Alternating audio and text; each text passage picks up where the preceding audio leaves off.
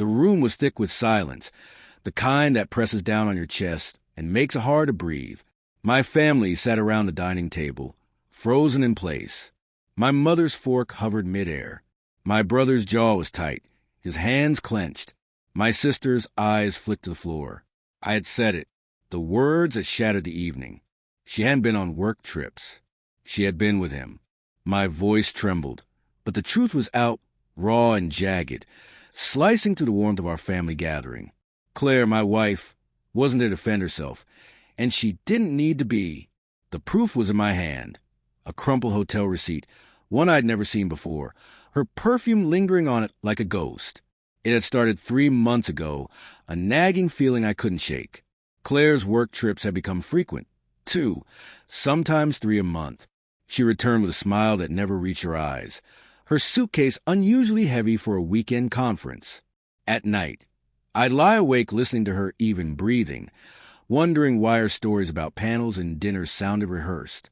Just work, she'd say lightly, fingers fidgeting with the hem of her blouse. I wanted to believe her. God, I wanted to.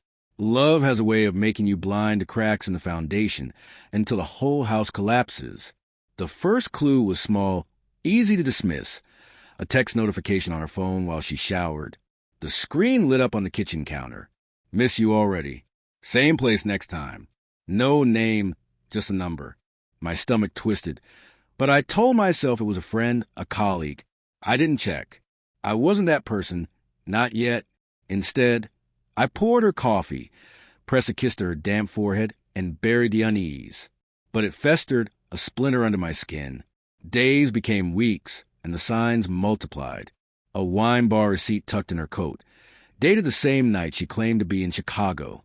A faint scent of cologne, that wasn't mine, on her scarf. Her phone always face down, buzzing at odd hours. I noticed the way her eyes shifted when I asked about her trips. Just presentation, she'd laugh.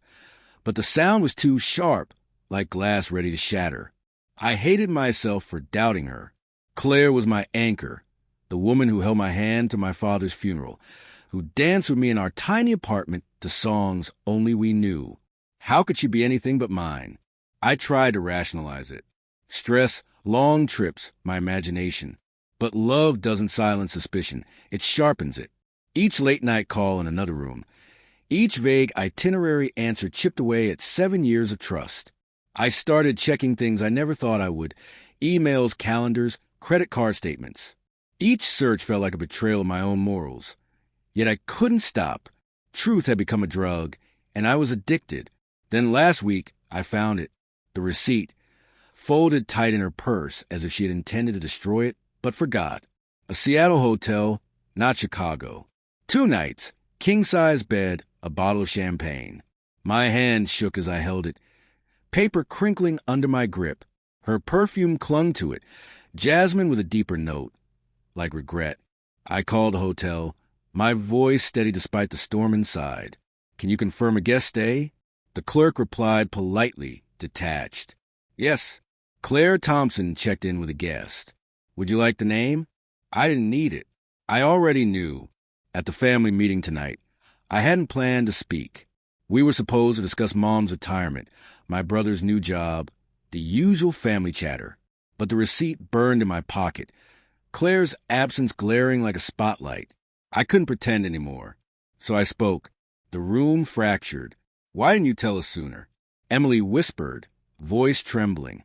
Her eyes were wet, not just for me, but for Claire, who she'd love like a sister. Tom slammed his fist on the table. Wine glasses rattled. She's been lying to you. To all of us. Mom just stared, fork hovering, as if she could rewind time. I had no answers. I didn't know why Claire did it, for how long, or who he was. All I had was the weight of her absence and the truth I couldn't unsee. I found a receipt, I said, pulling it from my pocket, heavier than it should have been, as if carrying the weight of our marriage. She wasn't alone.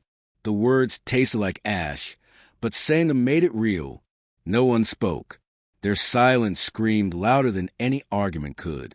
I replayed every memory of our marriage, searching for the fracture. Late nights at work? Fights brushed aside as trivial? Or was she chasing something I couldn't give? I wanted to hate her, but all I felt was hollow ache, a love refusing to die even as it bled out. Had she felt trapped, looking at me as if I were a stranger? Did she love him? I need to talk to her. I muttered to myself more than anyone else. Emily reached for my hand, but I pulled away. I wasn't ready for comfort. I needed answers, even if they destroyed me. My phone buzzed in my pocket. Heart-stopping. Claire, back tomorrow. Love you. The words mocked me, each one a lie I believed for too long. The drive home blurred. City lights smeared like wet paint. I didn't know what I'd say when she returned. Scream? Cry? Beg? Or stand silent, like my family had tonight? The apartment smelled of her jasmine coffee, faintly of her favorite candle. I sat on the couch, receipt in hand, and waited. When Claire walked through the door, suitcase trailing behind, she froze. My face must have told her everything. "What's wrong?" she asked, voice small, already knowing. I held up the receipt, hand steady. "Who is he?" The question hung between us, sharp and final. Her eyes widened, then fell. And in that moment, I saw it. The guilt, the fear, the love she still had for me, tangled in a truth she couldn't hide. She didn't answer. She didn't need to. The silence was